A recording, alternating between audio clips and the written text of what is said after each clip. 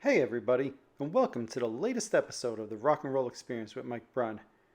On this episode, I have with me Ron Albanese, author of the newest Kiss book, Conversations with Phantoms. If you guys haven't ordered this book already, I highly recommend it. It's a great, fun read, and it gives you a lot of insights to the classic 1978 movie. Ron and I will talk about the book, as well as our overall fandom of Kiss. He's a great guy, and I think you guys are going to really enjoy this episode. If you're watching on YouTube, hit that subscribe button below. If you're listening to one of my podcasts, subscribe over there as well. Also, head on over to Facebook and follow my page, The Rock and Roll Experience with Mike Brunn, where each and every day we talk about all the rock and roll music that you love. Now, without further ado, let's jump in and get started with my conversation with Ron Albanese. Hey everybody, welcome to the latest episode of the Rock and Roll Experience with Mike Brunn. Today I am super excited to have with me Kiss fan, author of the new book, Conversations with Phantoms. Please welcome Ron Albanese. How you doing, Ron? Hey, what's up, Mike? How's it going? I like your shirt, man. You have all the powers there. I felt it was the appropriate shirt to wear for this conversation. You know, the talisman fits in with the Phantom of the Park, so that's what I went with today. Wait a minute. I thought that was for the Monster cereals, that shirt. Well, it could be for that also. Today, though, yeah, and I do like the Monster cereal, so there's nothing. Did you ever think about that? You know what? I was like, okay, so Gene is Count Chocula, Ace is Booberry, and I couldn't figure out the other ones though in the Kiss characters. That is, I've never thought of that. Now I'm never going to look at those cereals the same again. Dude, this is what Kiss fans do, you know? It is very true. You know, here we are, we're years old, and we're comparing Kiss to everything, you know. So yeah, I was thinking about that recently, and I'm still working on it because Gene could be Fruit Brute too. So I don't know. Oh man, I'm never gonna look at those cereals again. Thanks a lot, Ron. Thanks a lot. So let's just talk about some of your backstory. Right? When did you become a Kiss fan? Like you said, we're years old. When did you become a Kiss fan? And here's where I ruined what the years are.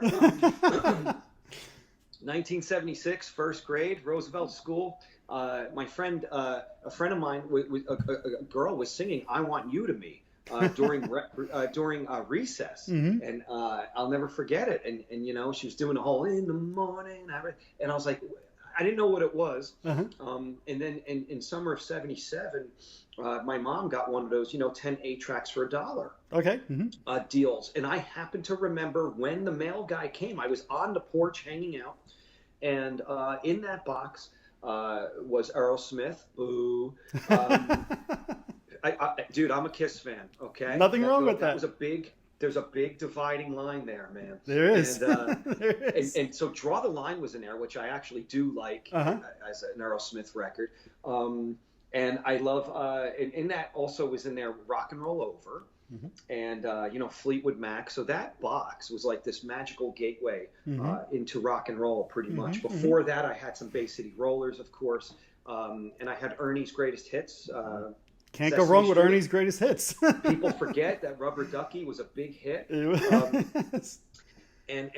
So yeah, Rock and Roll Over was the gateway on 8-track, on the Orange Shell 8-track, which is very rare. And I've been mentioning that because I'm trying to get someone out there, Alex Michael, to sell me his. I need it. Okay. You collect 8-tracks? I do a little bit. Okay. They're like a good spot that I get into. Actually, in my kitchen. Here, just talk amongst yourself. Yeah, okay, yeah. Well, like I was telling you before we started, I love the Mickey Mouse disco poster. Very 70s, early 80s. Very cool. Very cool. I was saying, that's an original that's lobby awesome. poster. From Mickey Mouse Disco. They would show that as a short before other Disney fare. And you mentioned 8-tracks, and in my kitchen over there is also I have the double platinum set, which I love because they went and matched up the box color and everything. Absolutely. Just another great Casablanca product. Absolutely. Lest you get confused, you have different color shells. Oh, well, you can't get confused. Wait a minute. Am I listening to the wrong volume? I love that they would call them volumes, too, yeah, right. which is great. This is volume 2. Volume 2. There you go. Very cool. So when did you first see the Phantom of the Park movie? Were you watching it in '78 on TV? Yeah, dude. I totally watched it that night Mm-hmm. on October 28th of '78, Mm-hmm. and I was in my family rec room, and I had a deal with a small issue with mom first because she was having people over, and I wanted to watch the movie, Mm-hmm. and she acquiesced to her credit, Mm-hmm. and I watched the entire thing from top to bottom, Mm-hmm. and I remember getting into watching it. I remember watching it straight through, and I remember distinctly that still of Gene when God of Thunder plays during the credits. Mm-hmm. Okay. Mm-hmm. Right on that pause, you've got something about, Mm-hmm. and I remember that, and I just the whole experience just totally cemented it. And then in the neighborhood, everybody's into Kiss, Mm-hmm. and then things like the HBO concert followed, Yep. and just continued to build that Mm-hmm. whole Mm-hmm. lifetime fanship Right. thing. Absolutely. Now, did you ever think at that night, 42 years later, you'd still be talking about this movie? Yes, because I said, Mom, I got to watch this movie because I have to write a book about this Oh, 40 really? years from now. And, Kiss to me, and this may sound corny, but like, just like you're there and I'm here and we exist, like, I always just felt like I'm a Kiss fan. Like, Sure. I didn't feel like I had to go and become one or anything. Like, I just, I mentioned having the 8-track, and I didn't know that they wore makeup or had costumes or anything. I used to ask my mom in her Cadillac to put on that orange 8-track. Oh, okay. Mm-hmm. And I used to just love Take Me and Calling Dr. Love and Mm-hmm. everything. And so I really just got into the tunes. And then once I found out, Mike, that they look like this and sound like, wow. That's interesting. Like, mm-hmm. Yeah. So that was like my way in, which might be a little different. Yeah, no, that's interesting because I think most kids that age, like myself, my friend had a poster on the wall, and I was like, whatever that is, it was the Destroyer album cover. I was like, whatever that is, awesome. I want that. That looks cool. They're a rock band, even cooler, So but it's interesting for you. It was more the music first before the image. Yeah. Strangely enough, it was very interesting. Now, did you stick with the band all through the '80s? Oh, totally. Coming of age in the '80s. During Animalize and everything, and going back before that, of course, when you get so into them at 8, 9 years old, and then all of a sudden they're like the most unhip thing in the world, it made you cling to them more. Coming of age at 11, 12 years old during the Elder, when Gene's saying there's no need to get wasted, and your friends on the street, your slightly older friends, are starting to drink and everything. This kind of spoke to me. Like, sure.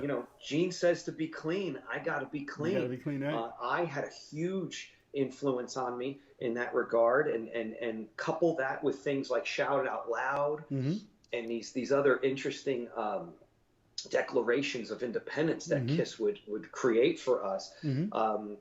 I really doggedly stuck to Kiss through the 80s. Same. Like I said, for me, my favorite era of Paul Stanley, as it were, besides the 70s, is Party Paul.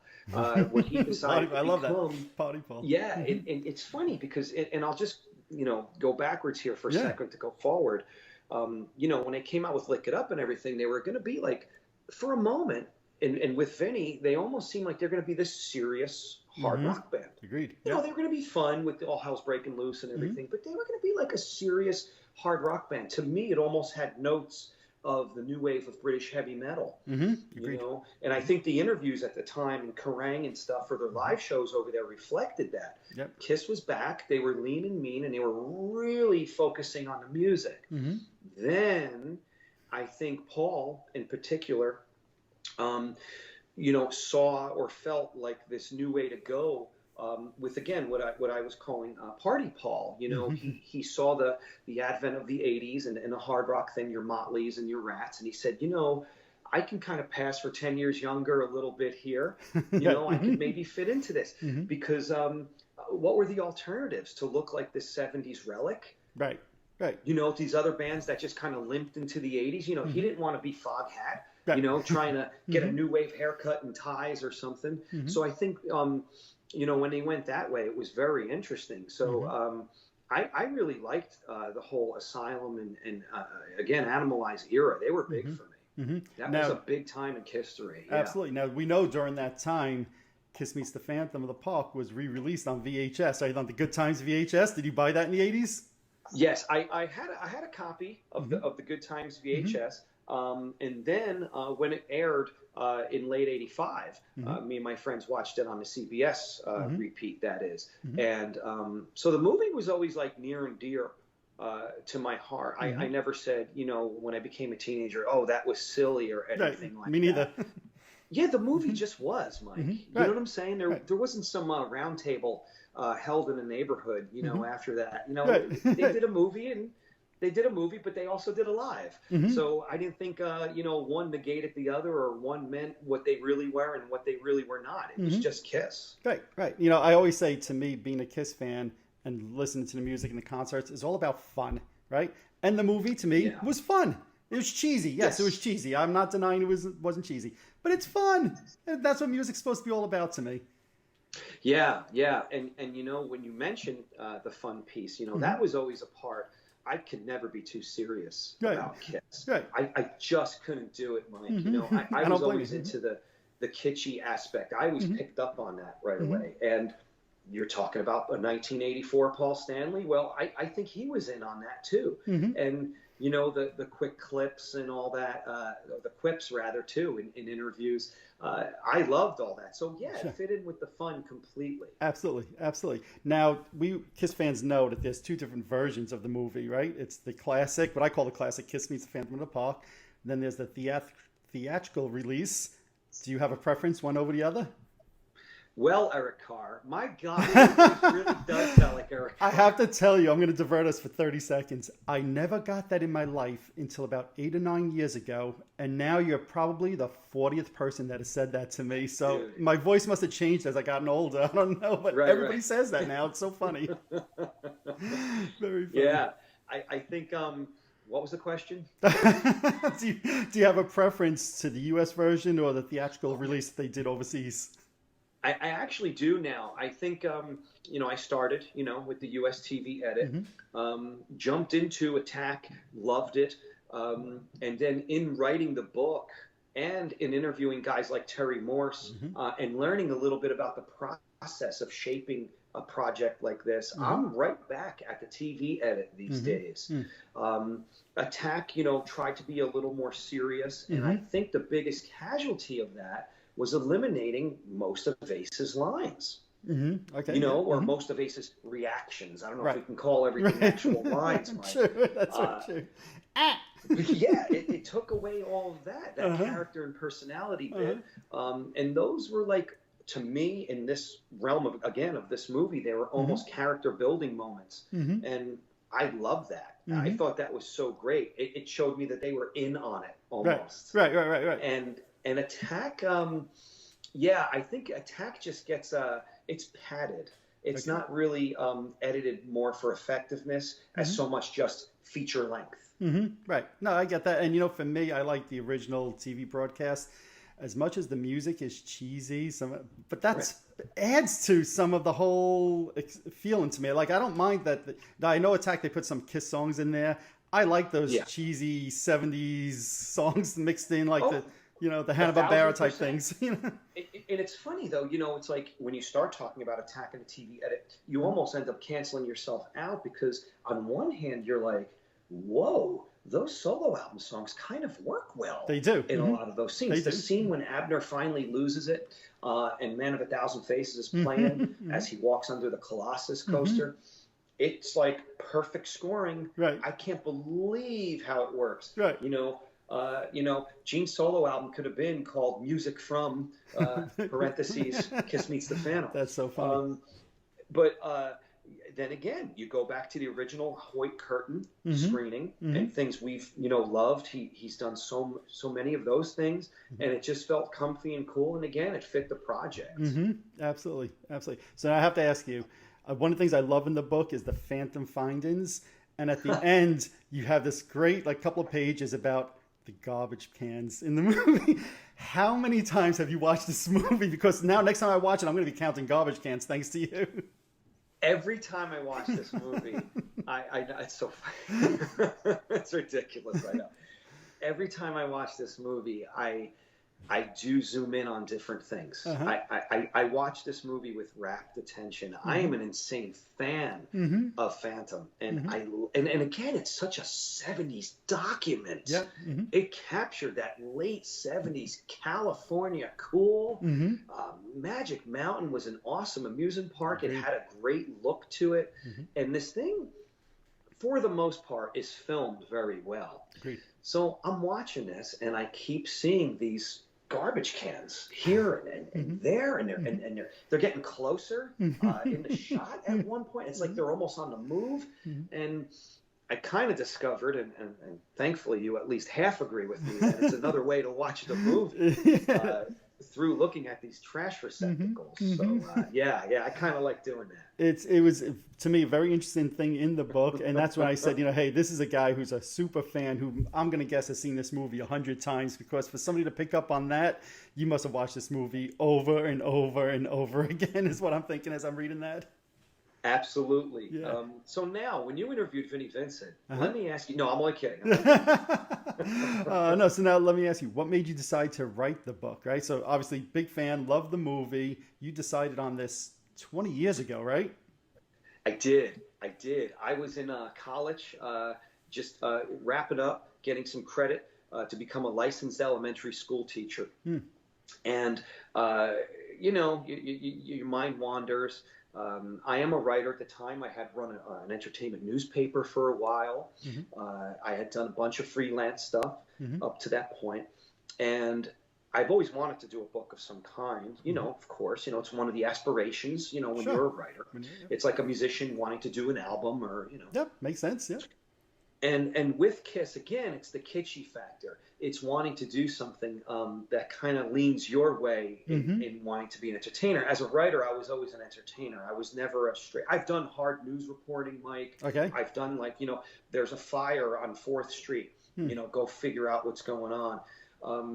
But I always came back to wanting to be an entertainer in writing, kind of like an eyes and ears on the scene. Sure. Again, Bill Bryson, his travel logs, these are kind of things I always wanted to do. Okay. So in writing, what in history would I write about? Oh, well, Phantom is something that's fun and interesting, because again, it has to have that humor hook for me, at least, as the person doing the writing.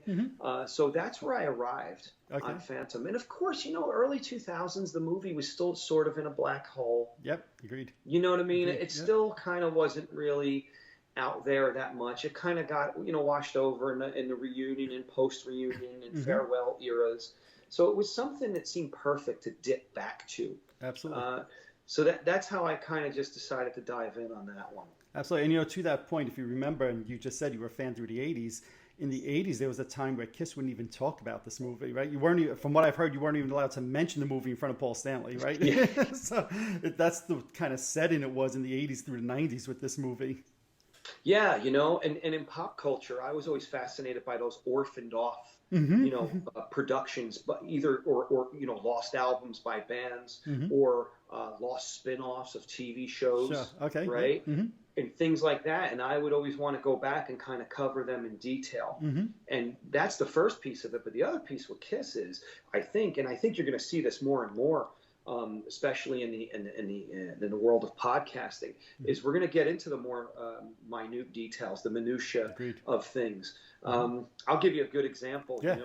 One of my things I've been preaching is, if you want to hear the exact sonic bridge between the first and second albums, listen to Kissin' Time. Makes sense. You will hear a mix of the first album production with a little bit of the Hotter Than Hell sound coming in. In the guitar, in the production of Peter's drumming. I think that track in particular is an amazing bridge between the first two album sounds. So as fans, again, we start to get into these little details and places to dive into, and I love doing that as a writer and a broadcaster. Absolutely. Well, so speaking of like lost TV shows, albums, etc., I remember reading about your book years ago, and then it became one. Yes. Then it became the Lost Book, and I remember thinking, man, because I always loved the movie growing up. I'm like, damn, that sounds like a great book, and then it kind of disappeared, and then it was only, I'll say, more recently, like for me, the last like maybe 6-9 months, I'm like, Oh, wow. This is maybe even less than that. Hey, Ron's going to put out this book again. So what happened during that 20-year period, besides life, I'm guessing is probably what happened. And then what made you change your mind and say, hey, I'm going to put this out anyway? Yeah. It's wow. It's totally true. Life did happen. Mm-hmm. I started having a family, and also my children's entertainment business Mm-hmm. started really going on the upswing, Okay. and I just decided to just dive into that. And that's basically what happened. But up until that point, I was going full tilt there in the early Mm-hmm. 2000s, Yep. doing the research to find people, Mm-hmm. which was not that It's easy not back easy then. back then. Mm-hmm. It really wasn't. It really wasn't. And it's funny too with Phantom too. It's not like I got in touch with one person and then they gave me 5 numbers. Right. Like these people are all individual, tiny platoons, as it Mm-hmm. were. Mm-hmm. I had to, just again keep digging to get another. Mm-hmm. So that was a big job. And then I went out to California twice, Mm-hmm. 2 separate trips to do some interviews in person, Yep. which which I talk about in the book, because they were really cool too. Mm-hmm. And I did that. I continued to speak to different people, and then I just kind of shut it down, like I said, because of starting a family in my business. Mm-hmm. So, these cassettes existed. People would stay in touch with me. At the time, I did a lot of press. Mm-hmm. I did a couple newspapers. Various websites would get in touch with me and say, Yeah. hey, what's going on with it? People were excited by it. Sure. Sure. And then, you feel a little foolish. You're like, oh, I kind of lost interest there. You feel silly. And then as time went on, I had the cassettes, and just instead of just moving it around once again in my basement, I thought about doing something with it. And I reached out to Bear Manor Media, Mm-hmm. and they specialize in so many cool pop culture books Mm-hmm. that you won't find anywhere else. And I said, would you be interested? And then the guy that owns it, Ben, he's like, well, I really don't do music too much. And I was like, oh. Mm-hmm. No. Uh-huh. But then I explained to him, what it was and how the movie is sort of a pop culture summit Sure. of 70s, superpowers there. And then I said, how the KISS market is pretty robust. Mm-hmm. And he had a change of heart and said, go for it. And then I was like, great, because I just wanted to at least get the interviews out there. Sure. Mike, I had so many ideas of what to do with this book. Mm-hmm. It would be like a 10-volume. It would be like the Encyclopedia Britannica on Phantom. It's funny. I mentioned Vinny before. Uh-huh. And, actually one thing I discarded for the book, I started writing a treatment for Kiss Meets the Phantom 2. Oh, wow, really? Okay. And Eric, the characters of the Fox, and Uh-huh. the Egyptian warrior. Yes.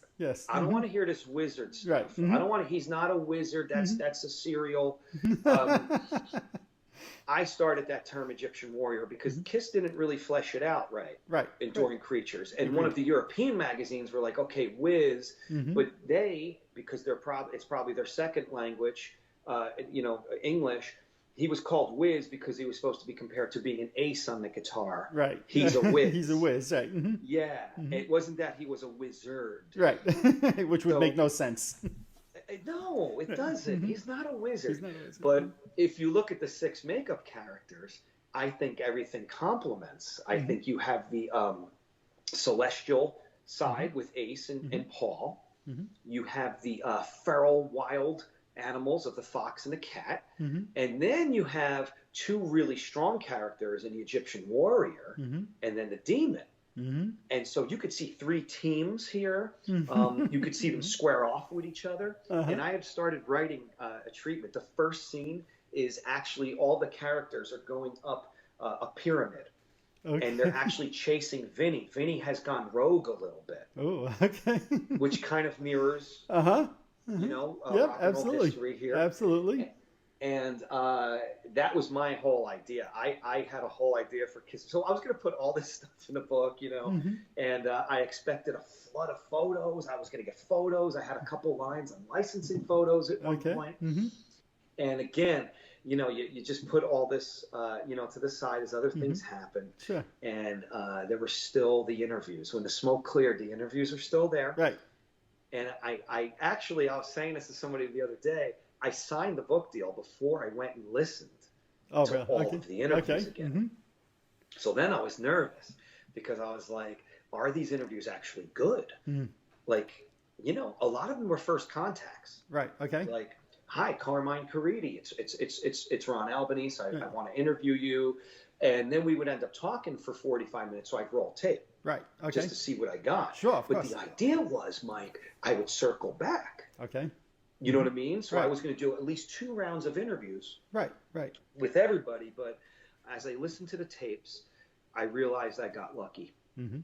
And some of them in particular, Deke Hayward's interview is that's one of my favorites. Mm-hmm. I would say it's hard to pick specific favorites because they all have little things in them. Mm-hmm. As you may have noticed, there's all these, and you got to read it because Absolutely. it's all, and you start to put together the picture of the movie, Mm-hmm. as well as figuring out all these little details that people may not have known. Mm-hmm. The Bill Aucoin interview, the Deke Hayward interview, Mm-hmm. and the Terry Morse interview Mm-hmm. are really, again, like the phrase you use, set the table Yeah. to understanding, this whole thing, and then everything, all the other interviews kind of fill it in. Absolutely. And, to me, it's really cool that you did start this 20 years ago, because if somebody was going to start this today, somebody like Bill Aucoin, sadly, is no longer with us, you wouldn't be able to get those insights, but you were able to, before his untimely passing, you were able to get some of his insights. I thought that was cool. Yeah, Deke Hayward in the book, actually, he passed a month later.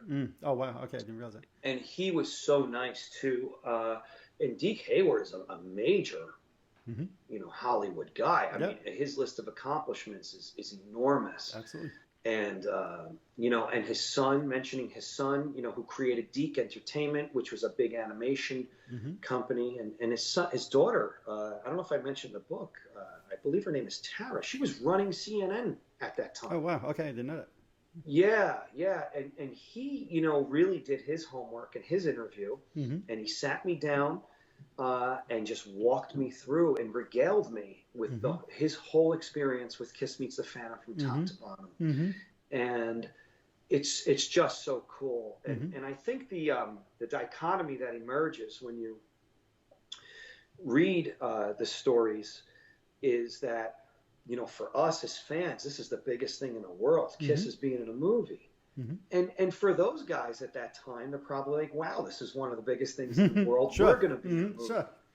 But when you speak to Gordon Hessler and guys like that, this was a work-a-day thing that they were under the gun to get done quickly. Yes. So it's such an odd format that they ended up in a TV movie. And I'll ask you a question. Yeah, go ahead. Do you think at that time, and this is something I've just been in my head lately too, should they have just pursued animation at that point? You know what? I love the movie so much the way it is that to get rid of that, I say, no, you can't get rid of that. I totally get the question, and there's validity of saying just do an animation, right? Kiss would certainly fit that. But I love the movie so much, I'd hate to get rid of it and replace it with something else. I'll say no, do what you did. Wow. Yeah, I think I totally get that ethos. But I would say if they did animation, a la the Beatles cartoons, of course, for example. And actually in the book, when I read that part that I had actually spoken to Lou Scheimer at some point, I totally forgot that I spoke to Lou Scheimer because I was hot on the trail of figuring out if any preliminary animation, anything was done. That comes through in a few of your interviews. You constantly bring, not in a good way, you're bringing that up. So. Yeah, I'm hammering it. I'm hammering it because I would assume at the time that Kiss being such a hot property, that they would jump right on that. It makes total sense. But my thought about the animation was, Bill licenses it out. They get approval. Maybe they work it out with Casablanca to use some of the music. And that's pretty much it. Like, they wouldn't even have to do the voices. Right. Exactly. And it's an up and running separate entity thing, just like the Beatles cartoons again. They didn't use their voices in the Beatles cartoons, right? It wasn't Paul, John, Ringo, George. No, and it was like it was just like that one Ringo guy, just doing, Yep, exactly. Oh, we've got to go to Hawaii and save the girl. It was the same voice and everything. But it could have been this separate entity that maybe for them, it wouldn't have caused them to feel that they had egg on their face from doing this thing. I mean, if you're a Paul Stanley, and for the last like 12 months before this, you're banging out things like Take Me and I Stole Your Love. And now you're in this movie and you're doing these ballet poses, you know, to fight. You know, I can understand being the guy, how even today in 2020, you probably wouldn't like it. But again, by the same token, the cartoon would be its own thing, running over there. It could have had a decent shelf life overseas in all different markets. I think maybe these days, that's just where my head is now, that I think the cartoon could have been a good way to go. Yeah, look, I can't argue the logic. The logic is 100% sound. I just hate to give up the movie that was part of my childhood and teenage years. But your logic, look, there's no argument on the logic. It totally makes sense. But me too. You know, I love how they look in it. You know, they're a little commercial looking in it.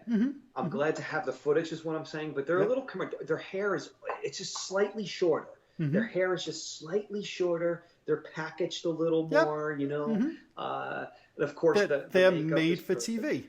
Is really what they are. You know, they were made for TV. Yeah, they really were. The costumes are in mint condition. Although Peter somehow became a bartender. I don't know why he had that. He was like, okay, guys, here you go. Here's your drinks. Root beer, of course, made from natural roots. Of course. And, you know, but I love the costume variations in it too, of course. Absolutely. But that was another thing. Is that in the book? I don't think I put that in there. I don't think you did. Phantom's Fine. Okay, no, I don't recall reading that. Nope. I was just like, I got to get this thing done. Right, of course. Yeah, I think I cut that out, but I started going in detail about their costumes and any slight differences I could, you know, ascertain from that. Right. Well, you know, you mentioned before how quickly they did this movie, and I've always known the timeline, but reading the book, it kind of was like, wow, they did this movie in like 3.5 weeks. And that to me is just like, that's crazy, right? So if you think about doing a real movie, not a made-for-TV movie, a real movie would never be done in 3.5 weeks, right? They really had to pedal to the metal on this and get this done like that. Yeah. And I think, luckily, KISS were used to working at a breakneck pace. Their output still blows me away. Agreed. It still blows me away. You know, as Mr. Fraley once said, I live 5 days to your one. And I have to agree with his philosophy because in the 70s, they really outpaced anybody. It's amazing. And that comes from their work ethic. It comes from Bill, but it also came from Casablanca. You know what I mean? True, because Casablanca wasn't a real label in terms of, okay, go hunker down and make your own version of Rumors, you know, like Warner would do or something. That wasn't, you know, a Casablanca ideal. It was product, product out now. And luckily KISS were used to that. You know, they had a little bit of a lighter 78, or at least an atypical year in terms of, you know, little lighter touring leading up to that. They do a hit and run in Japan. They do a hit and run part 2 of Japan. And then boom, they know solo albums are coming up, so they got to be writing for that. Trying to find producers, musicians. Wow, it's actually it is a lot. Yeah, it is. Yeah, no, it really is. It really is. Now, one of the things I found fascinating reading the book, everybody, all KISS fans know that Peter Criss's voice was overdubbed. And I won't give it away unless you want to. I won't give it away for people watching this, but I was stunned to hear that Peter wasn't the only one that was under consideration to have his voice kind of done over, which I was like, wow, I never knew that. And that's what I think is great about this book, that, you know, even if it's 42 years later and I'm reading this book, learning new things about this movie I never knew. Mike, you've just reached the second plateau. That's right. Yeah, that's my favorite nugget in the entire book. And as a matter of fact, I should be able to speak to that person in question about that very cool. very soon and find out, or at least see if that person remembers that being true. Well, that'll be very interesting to find that out. And when was that very mysterious? That was very mysterious. And all I'm going to say about this is that segment right there. Stop watching this right now, people. Go buy the book. You got to read about that. I thought, to me, I was blown away. I thought that was really, really cool. So, yes. Well, I always like to have a sense of outre. There you go. Now, I thought one of the things that was cool, like we said, you had all the different interviews in there, and you said that on your bucket list was to be able to interview the screenwriters, which I thought was pretty cool. Like when I'm reading that in the book, I'm like, you know what? These are people that you don't hear about in the KISS world at all, and this is part of your bucket list to talk to these guys. I thought that was really cool. And how many interviews did they ever do? Zero. Right. You know, up until that point. And again, the window on a TV movie is such that, you know, even if you're doing a TV series, you get the opportunity to do tons of pre-press. I mean, the Brady Bunch Variety Hour had months of pre-press, Sure. even in the 70s leading up to this. And David Cassidy, Man Undercover, which actually gets a mention in the book. I think it gets 2 mentions in the book, unless I edited one of them out. Okay. But there's 2 slight KISS connections to David Cassidy, Man Undercover in the book. But yeah, again, TV shows more than most TV movies, unless they were like a big event TV movie, like, you know, maybe later on Farrah Fawcett doing The Burning Bed in the early 80s and things like that. But yeah, there's no window. So these guys couldn't even give a quote anywhere. Right. And I could not wait to talk to them. And their story was interesting as well. Agreed. And sadly, Don Boudet passed away recently. So I was, again, glad to get his story out there. Now, I think, you know, one of the things, Anthony, I think his last name is Zerbe. Am I pronouncing that right? Zerbe. Yes. But it sounded like you were trying to actively pursue him, but you couldn't get him to do an interview? At the time, I did get in touch with his publicists. Okay. If I don't remember this right. And I did get in touch with his publicists, and I got a nice letter back. You know, that was one of 2 letters connected to this one. The other one was the letter from Gene that I got, and or really from the KISS office. I don't think it was signed by Gene. I think it may have been signed by one of his lawyers at the time. But I don't know if you heard this one, but it said, "Awesome, you're doing a KISS book. Congratulations, go for it."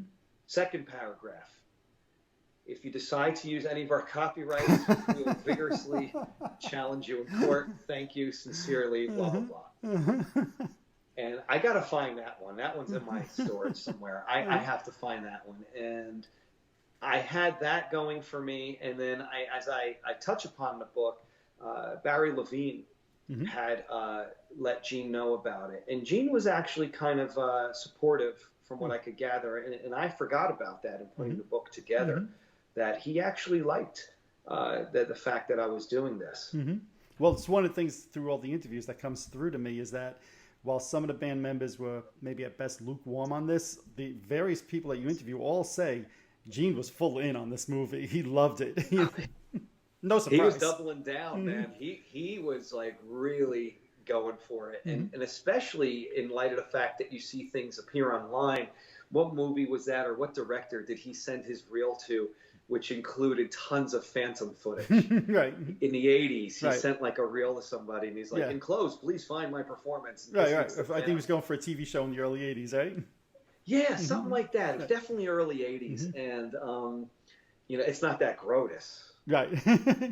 What was that? I have no idea what that is. Wow, that Grotus was like... That's horrible. I mean, listen, I'm no great actor either. No. But, wow. Yeah. Absolutely. Gene as a romantic lead just does not work. Doesn't work. Or whatever that was. No. Quirky dude or whatever. No. He needs to do something more like Runaway, those kind of things to me. Runaway, let me tell you, Runaway is an excellent compilation of all of Gene's onstage makeup mannerisms. That's really why the huffing and puffing under the water.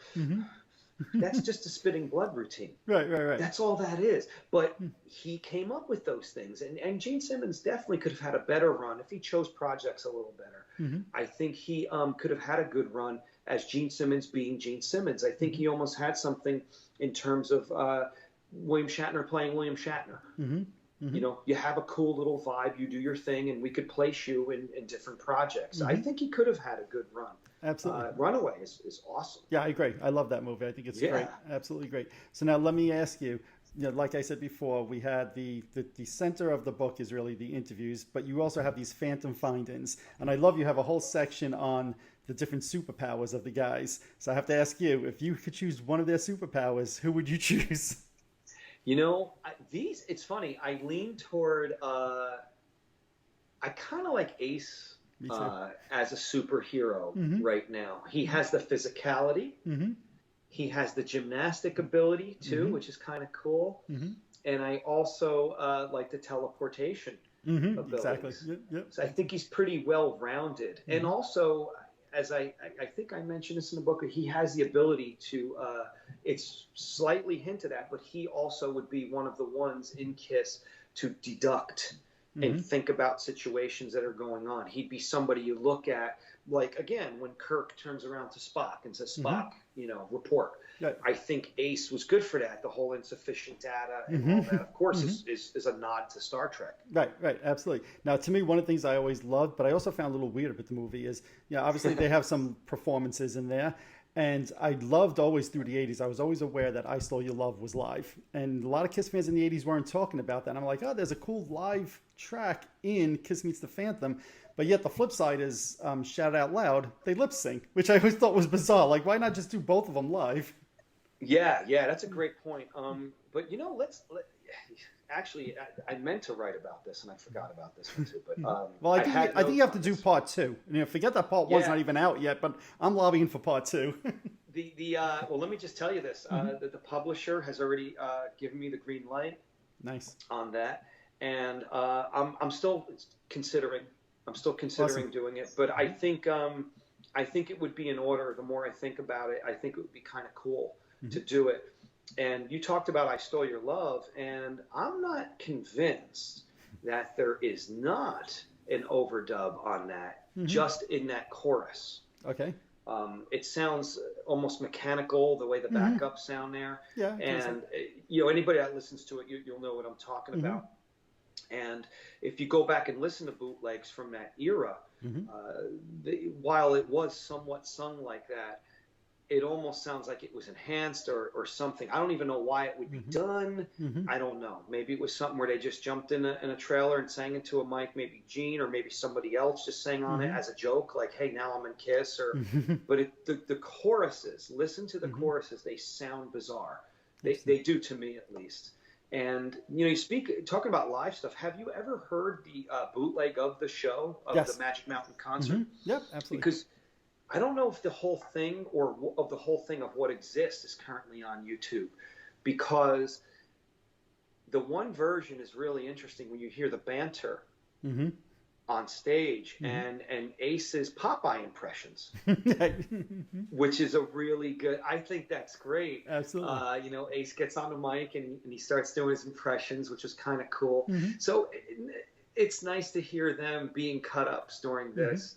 And maybe not totally hating it as much as Gene and Paul's narratives would have you believe. Absolutely. And that's the other thing. I take a little issue with that. Gene and Paul are such good storytellers. And do they have to be good storytellers at the expense of trashing major parts of their career? I agree. Do they have to do that? I hate that they do that. Gene, I know it's 1992 and you hired a stylist and you said, make me look like a man again. And they said, okay, we're going to turn you into this pleather pants wearing pirate of sorts. We're going to give you clip-on earrings and you're going to have curses on your shirt. Great, whoop-de-doo. But you know what?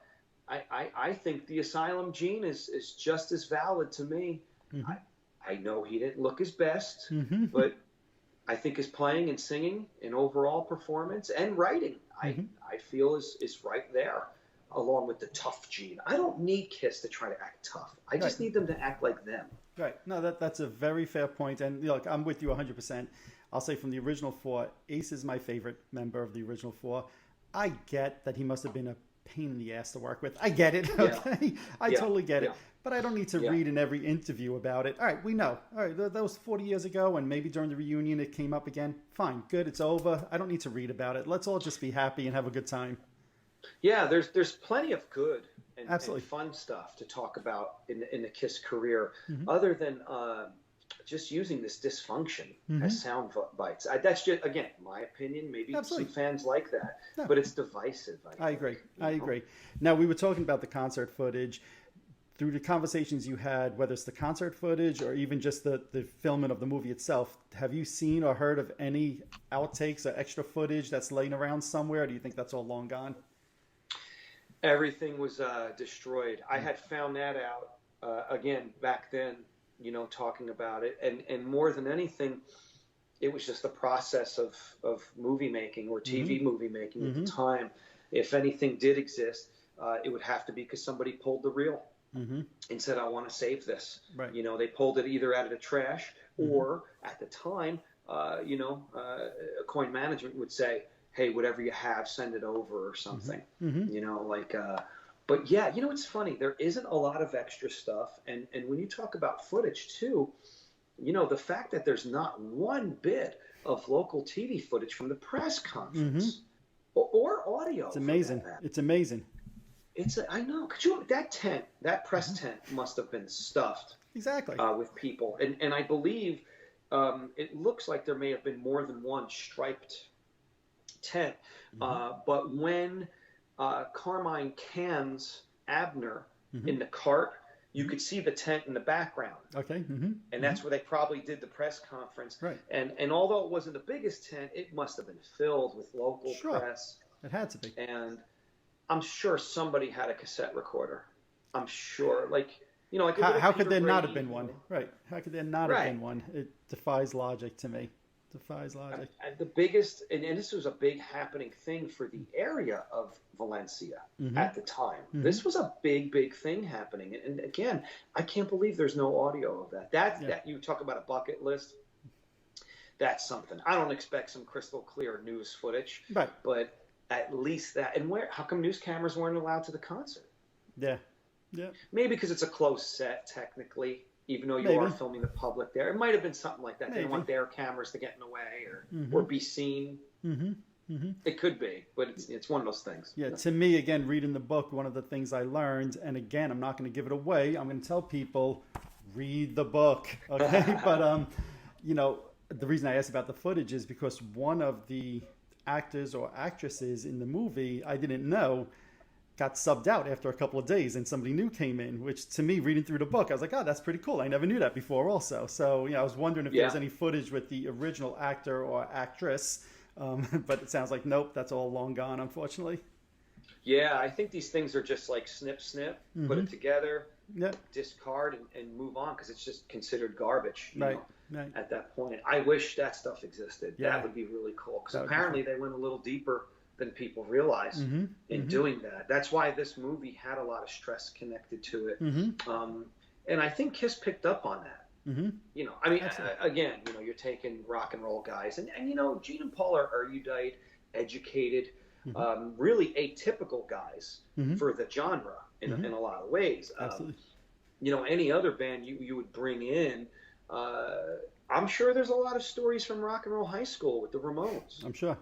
I'm sure there's tons of tales with a D.D. Ramone being expected to show up on set. Right. I mean, this is, Ace and Peter brought the rock and roll into Kiss. And without a doubt.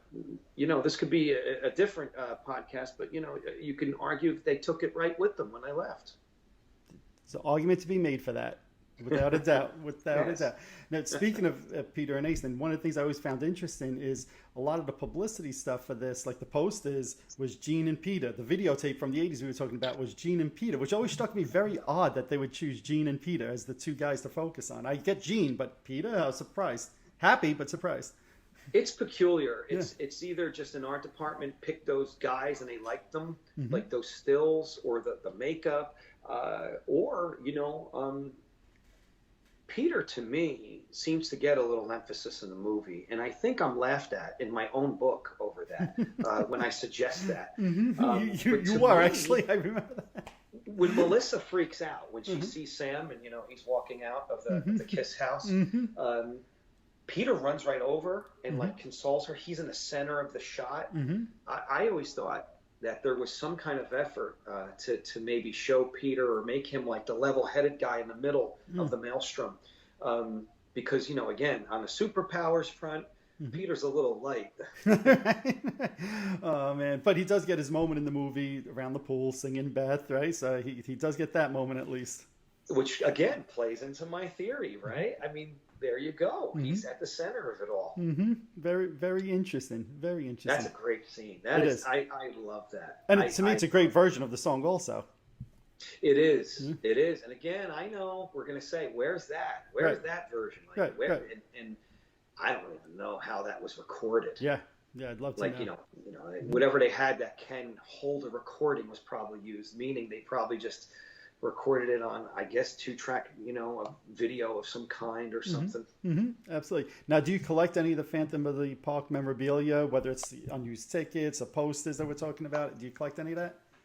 I did for a while. I have the an original Colombian poster in a frame in my other room there, and of course I had the magazine going back, to the 70s, which I think is an underrated production. I think that's a really cool thing, and the price tag on that for 1978 was insane. I think it was it $2 or $1.75? I thought it was $2.50 or $1.75, but I don't remember. Yeah. That's a lot for that time. It is. That's a lot. It is. Yeah, and then you know what? I got into also diving into Magic Mountain itself, because the park had an interesting history of being an independently owned park. It was just beginning. It was just purchased by Six Flags. In '79, started to gravitate more to becoming a Six Flags proper.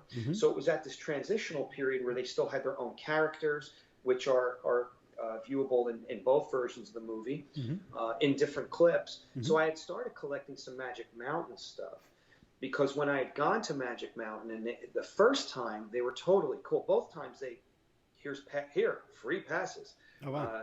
They let me go and brought me around. And the first time I had a reporter with me, and that became a really nice article in the local paper. And at that point, though, some of the original rides were still there. Oh, nice. Which I photographed them. Like, so Peter's ride, the roundup that comes up in the credits.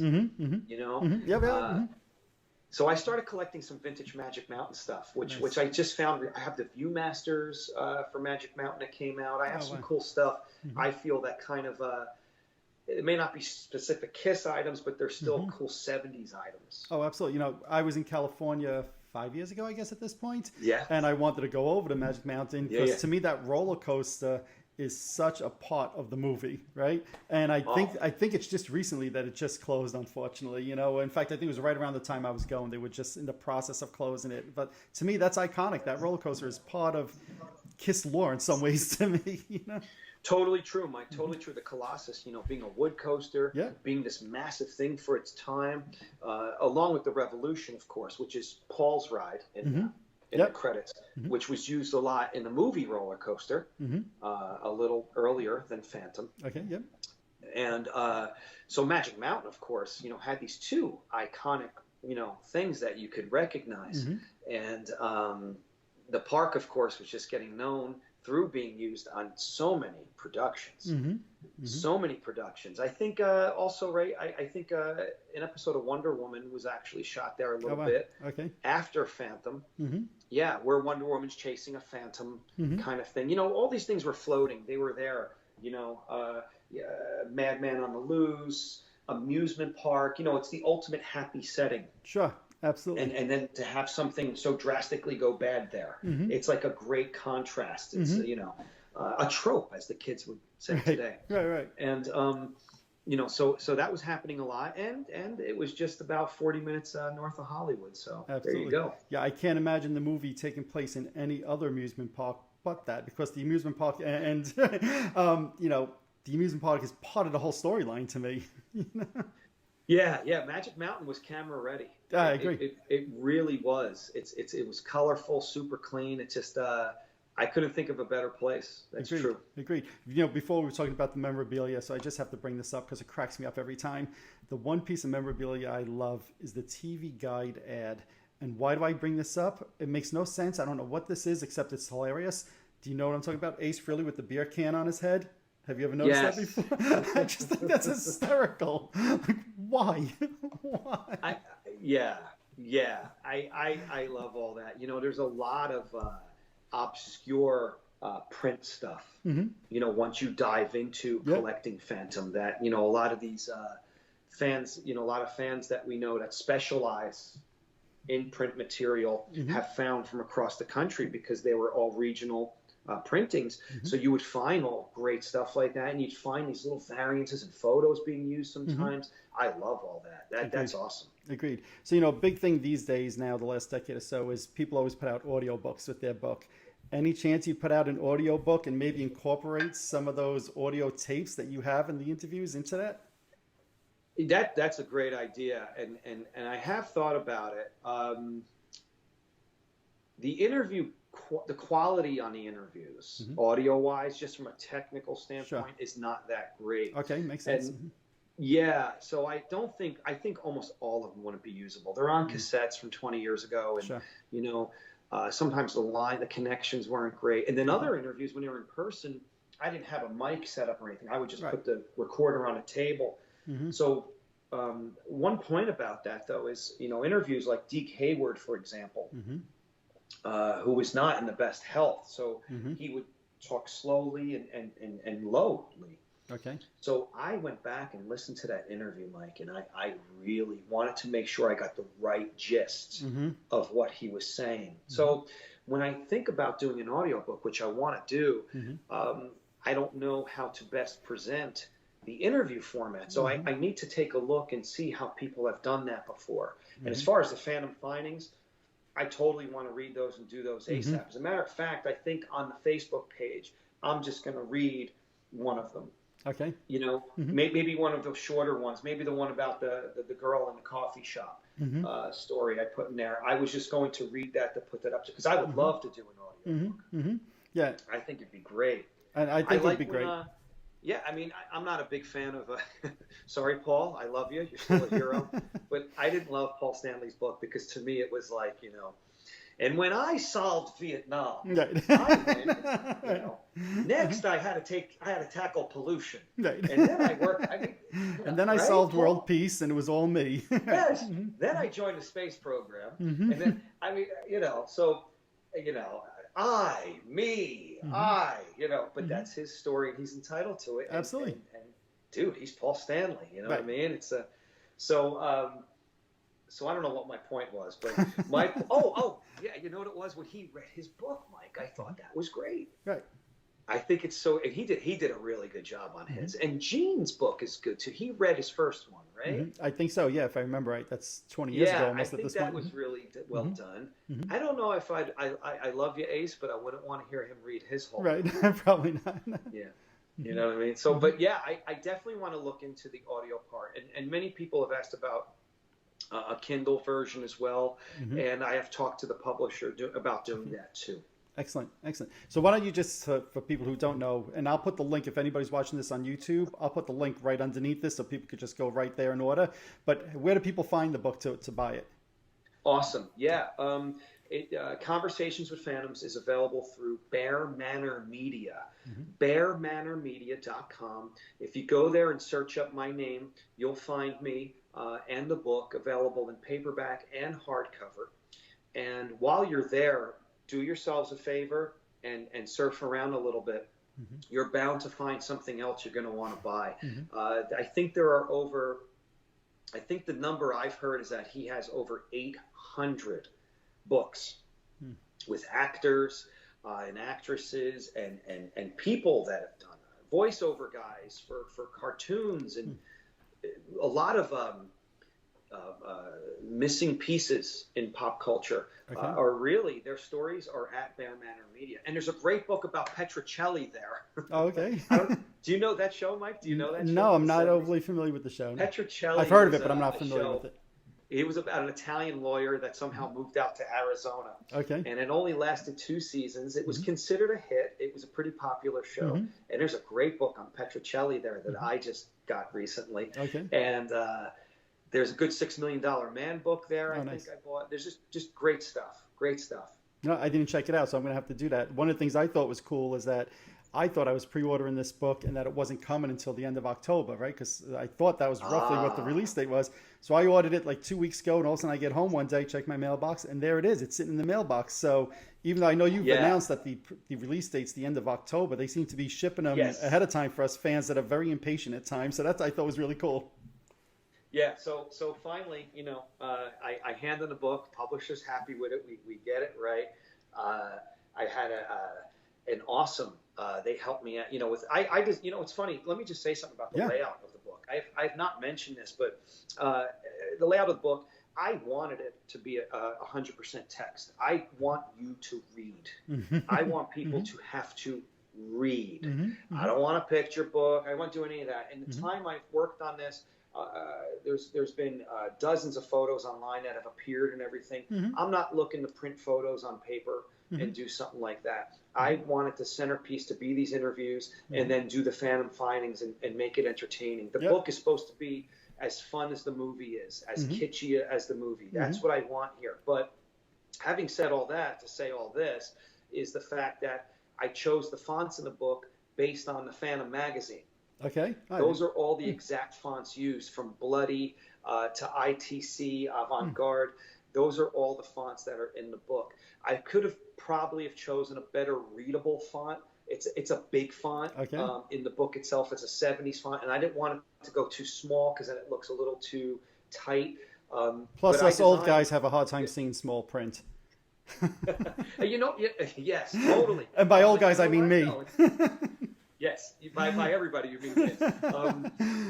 And I chose the olive standard for the pop out, the pull quotes. Okay. And also, I was going to say something about that too. Oh, what was it? Oh, your eyesight threw me off. Wait a minute. Sorry. And I came up with the whole layout of the book, and I created the style guide for the book, which is that I would never type KISS in all capital letters. In the 70s in magazines, it was always a capital K, I, S, S. I wanted to even down to the text, to try to have a 70s feel. And in there, too, I refer to them as a rock group a lot, which is a term we really don't use anymore. We'll say band or whatever. And in a movie, they say rock group a lot, because even in 1978, you still had this idea of this newfangled rock and roll, So I kind of wanted to keep the terminology of the time in there, and again, the fonts to match up along with the magazine. Right. No, to me, I love it. I think that's one of the cool things, and I didn't even pick up that the fonts were exact to the magazine, but it did have a little bit of that throwback feel to it. But that's even cool that it's a literal throwback to the magazine. That's really cool. Yeah. And that's why the cover originally. It's funny too. What are you going to do with a cover for this thing? All right, I could license a picture of KISS, and I looked into it. I had a photo from the press conference that hasn't really been out there too much, and it kind of spoke to the book a little bit, but I just wasn't excited by it. And then I had a friend of mine who does a lot of graphic design. He came up with a few preliminary designs. We had silhouettes on the roller coaster. Wow, we could make a poster out of it, and we could do all this. And to me, it was just getting away from what the book is. This book is just boom. These interviews, it's the writing. I'm a writer. I'm not an illustrator. I don't do that stuff, and I just wanted it to keep that. So I literally put the cassettes on the floor, and I took a couple pictures. I moved them around a little bit, and I just took a picture of that, and then I had the publisher fix it up a little bit, and that was that. The colors are also the colors on the cover of the 78 magazine in terms of font colors. All right, look at that. Yeah. Okay. Yeah, those are the same font colors. We had to change, I believe, the blue on my name a little bit just for it to pop a little. Right. And on that, there's one more Easter egg in that cover, actually. Go ahead. Hit me and with this is just for me. This is just for me when it says in the middle, who's the interview in the middle? And it says, and Nico too. C.K. Lent. C.K. Lent. Chris Lent, great dude. Great dude. I've had the privilege of not only interviewing him, but meeting him at a couple other industry functions through the years. Good guy. And I like his perspective too, because he's so real. And agreed. I think his book is wonderful too. So that was a big influence on me. I think Chris's book just to say this for a second, and the Robert Duncan book Mm-hmm. from the 70s were two big influences on me writing this, number one, and number two in my writing overall, Mike. Interesting. The idea of like Duncan's entertaining inside the writing, entertaining, having that, the whole Marshall McLuhan, the medium is the message kind of thing. Sure. So mine was trying to be like that, maybe with a little less chemical imbibing. And then Chris's, deadpan humor. Okay. I think Chris also, as informative and dry as his writing can be, I think there's this little humor inside there. And again, it comes back to the humor. But on that cover, when it says, and Nico too, yes. my son Nicholas, my kids' names are actually Nicholas and Sophia. Okay. So people say to me, oh, you named your kids after Gene. And then I say, no, he named his kids after mine. But neither is true, folks. Neither is true. But my son is on there as a baby, and I hear him in the background like cooing and making noise. So funny. I had labeled that. That's kind of like a little Easter egg to my son, who's now 20. Right. Yeah, it's like, whoa, this book has had a long gestation. When you think about gestations, and I'm not mentioning Vinny again, but when you think about projects with long gestations, this is definitely one of them, if I may dare to say, in all of history. I know, folks, but at least I got those interviews out there. Yes, and you know what? I'll say this.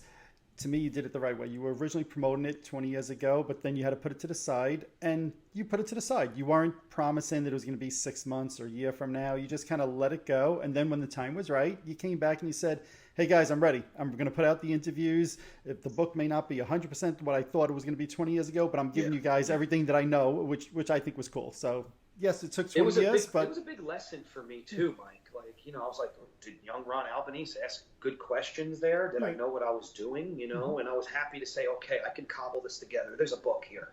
I was relieved.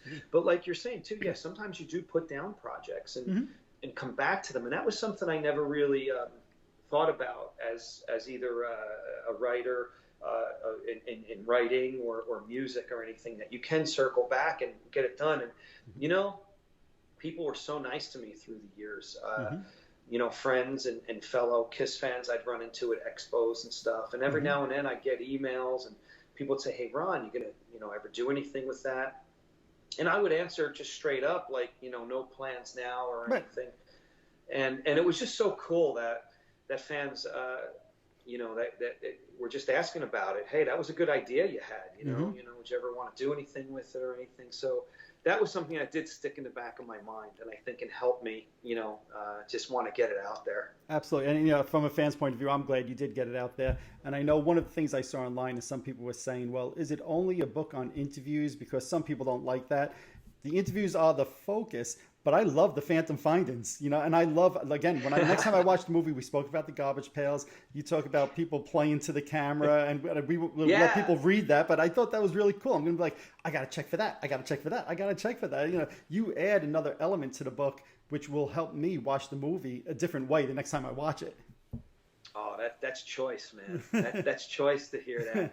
And if anybody, I don't know, to me, and this is not a slight on anybody or anything, but that's why Baskin Robbins has 31 flavors. Agreed. You're going to have to read if you want to enjoy this book. You're going to have to read. And to me, and again, this is really where I mean this as not being a slight to anybody. I think to me, photo books are a little passé. I think. I think in the day and age when you could pick up your phone and somebody posts a trove of 100 photos from this or any other significant event in history. And I'm not trying to undermine the idea of buying a book or anything like that, because I still buy up piles of books all around my house. But I just think, to me, a photo book doesn't have the same import in the marketplace or in terms of reporting that it did 20 years ago. I had a chance to do a photo book version of this. A friend and a good guy wanted to combine some forces. There was an opportunity, and at the time I just didn't feel comfortable with doing it on a creative level, Right. And so I just ended up not doing it. But I don't know. I like the reading part. That's Agreed. really for me. I as somebody, I don't know, bothering to do this, I want to write. Mm-hmm. I want to write a little bit. You know what I mean? To me, when I get a book like this, I want to learn something new. And the way I'm going to learn something new is by reading, like you said.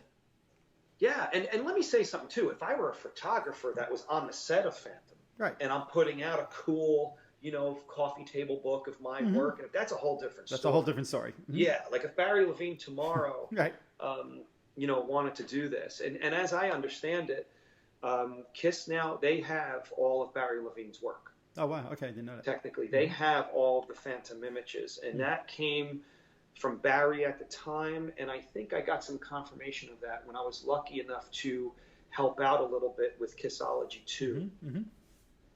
And Alex Coletti, awesome guy, went over to the offices at Viacom, and he's like, so what do you know about Phantom? We're actually getting attack. And I said, wow, awesome. And by the way, if fans don't notice it or forgot about it, pull out Kissology 2, because Attack does look absolutely stunning on that DVD. Stunning. Yeah. I mean, wow. You just want to jump into the frame and live there forever.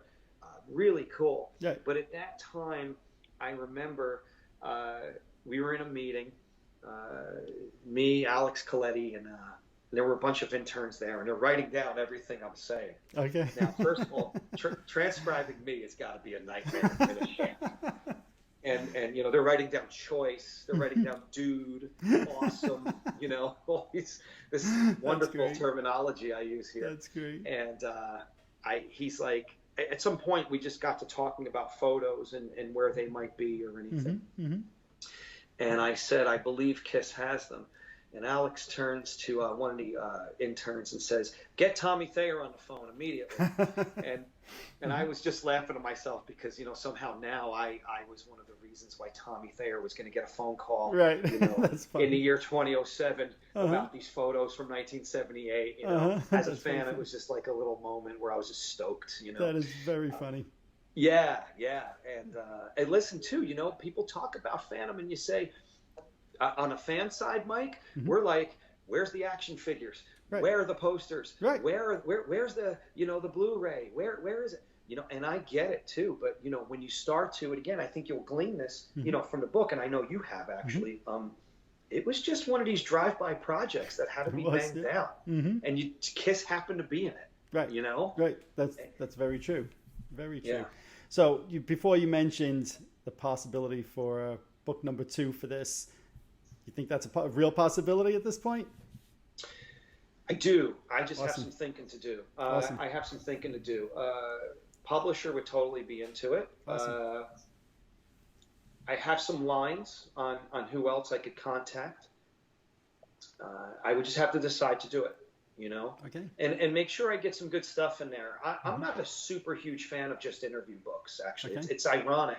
But the word Ron is in ironic. Or the name, rather. Darn, I blew that line. You blew it. I blew that line. That's all right. We got it. A frog walks into a doctor's office with a bump on its... very good. But I would do a book on KISS Exposed, actually. That would be my next book. That would be a fun book. That book is so interesting. I mean, that video is so interesting because Gene and Paul obviously used it as a vehicle to further their personalities, too. Absolutely. I love when they would do things like that, at the expense of KISS. They just... Doesn't matter. I'm going to become a front man. I'm going to put out, let's put the X and sex. I'm putting the KISS name on it. Right. At the expense of KISS. Right. But Exposed I thought was I think a lot of fans to this day, maybe can't stomach it. And again, all things to all people, right? Whatever you like. But I got the humor in that. And totally. I thought it was really good. So it's totally a point of time in the 80s. And that's what the 80s were like. It was supposed to be that cheesy, fun stuff. And, to me, that music's not meant to be taken too seriously to me. That's just the way I am. Music's about having fun. That video is fun, whatever. Somebody doesn't like it, that's their problem. I love it. Yeah. And that's all sunshine and good times to me. And that's what I'm into, Absolutely. And I would totally wear Paul's outfit, I think, when he answers the front door as well. but that's just me. Oh, that's great. So, one or two other things are on not movie related. So you're doing now a cover or a Monster Mash. Did I see that online properly? What's that all about? Yeah, yeah. I just banged out. Hey, listen, it's a pandemic, right? Uh-huh. That's the answer we can give to a lot of people about a lot of things, right? Absolutely. And I had a chance.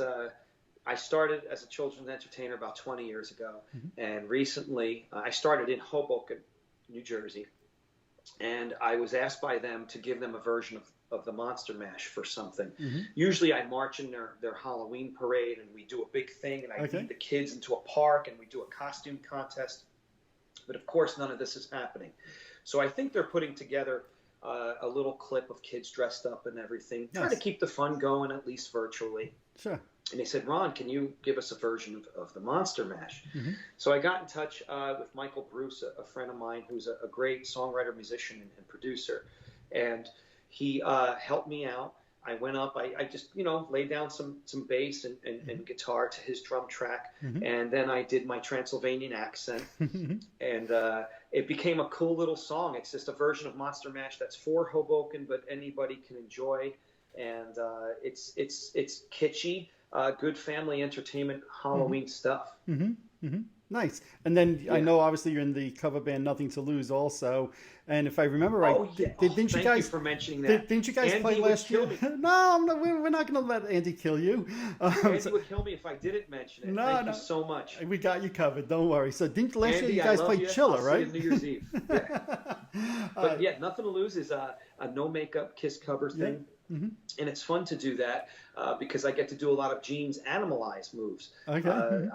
I play bass in that, and those guys, Ernie and Billy and Andy are great players and great dudes too. We laugh as much as we rock. So again, it's one of those things that are it's fun to pass the time. I guess it's our version, Mike, right? Of of sports talk. Okay. Right? Yeah. Sure. Or something like that. Sure. So yeah, that's a good time. And obviously, like you said before, we're in a pandemic. But is there anything on the horizon for you guys? Nothing to lose. We're doing a private event next month. Nice. Actually. Okay. Yeah, and we have had throughout this some venues stay in touch with us. All right. Cool. And they've been like, hey, don't forget us. When as soon as we can, we're going to do this. Because we've been fortunate enough to play the Chiller Theater convention out in Jersey over here a couple of times, and we got a good enough response. One of my favorite parts was to look out the first time we played and see Richie Ramone checking us out. Okay. For at least a moment, and bringing it back to Kiss. My friend Pete brought over Mitch Weissman to say hello to me after that, by the way. And I'm a big Animalize guy, so to me, he's right up there in history, Right. And so that was cool. Yeah, I mean, dude, listen, Kiss rules. Right. How many cool things come out of being a Kiss fan?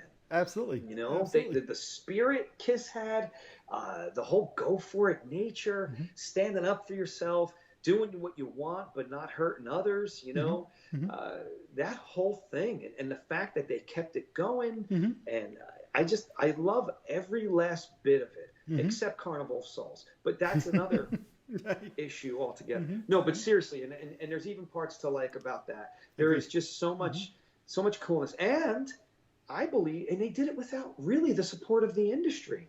Very true. They're underdogs. Very true. They're not Aerosmith in the 90s doing Gap commercials. Very true. They got to do the commercials later on their own terms after they had to survive and be laughed at in the industry and deal with jealousy in the industry. And that's why everybody, Mike, should buy at least 2 copies of Conversations with Phantoms. Agreed. I think. Right over here, Conversation with Phantoms. I would highly recommend it. It's a great read, 150 some odd pages, but it's all text. There's no photos mixing this up to get it to 250 or 300 pages. It's all text. Great reading, Ron. Absolutely great. Yes. Anything else you want the fans to know about the book before we wrap this up? Yeah, once again, you can go over to Bear Manor Media. BearManorMedia.com is where you want to go to check out Conversations with Phantoms and hopefully pick up one for yourself. And also check out their extensive library of other pop culture book productions. Absolutely. BearManorMedia.com. Absolutely. Like I said, I'll put the link down below on this on YouTube so people can just find it nice and easily over there as well. Ron, I want to thank you for taking the time chatting about this today. It was a great book, great read. I hope that there is a volume 2. I'll be first one online to go pick it up. Awesome. Thanks, brother. Awesome. Take it easy, Ron. Alrighty, there you have it. I'd like to thank Ron for joining me on the show, and I wish him nothing but success with his new book, Conversations with Phantoms. I strongly encourage all KISS fans to go order this book right now.